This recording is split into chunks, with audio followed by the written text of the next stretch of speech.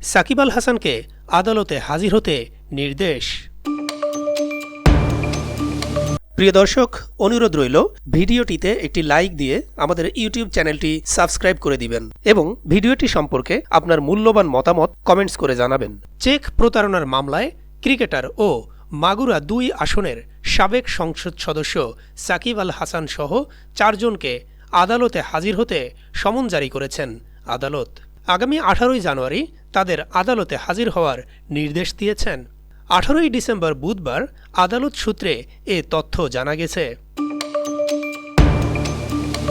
এর আগে গত ১৫ই ডিসেম্বর ঢাকার অতিরিক্ত চিফ মেট্রোপলিটন ম্যাজিস্ট্রেট মাহবুবুল হকের আদালতে আইএফআইসি ব্যাংকের পক্ষে প্রতিনিধি মোহাম্মদ সাহিবুর রহমান বাদী হয়ে এ মামলা করেন। মামলার অপর আসামিরা হলেন সাকিব আল হাসান অ্যাগ্রো ফার্ম লিমিটেডের এমডি গাজী শাহগীর হোসাইন, প্রতিষ্ঠানটির পরিচালক ইমদাদুল হক ও মালাইকা বেগম।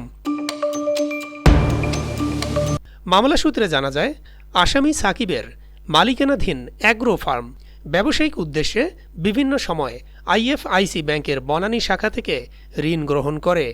তার বিপরীতে ২টি চেক ইস্যু করে সাকিবের মালিকানাধীন প্রতিষ্ঠান। এরপর চেক উত্তোলন করতে গেলে পর্যাপ্ত টাকা না থাকায় তা ডিজনার হয়।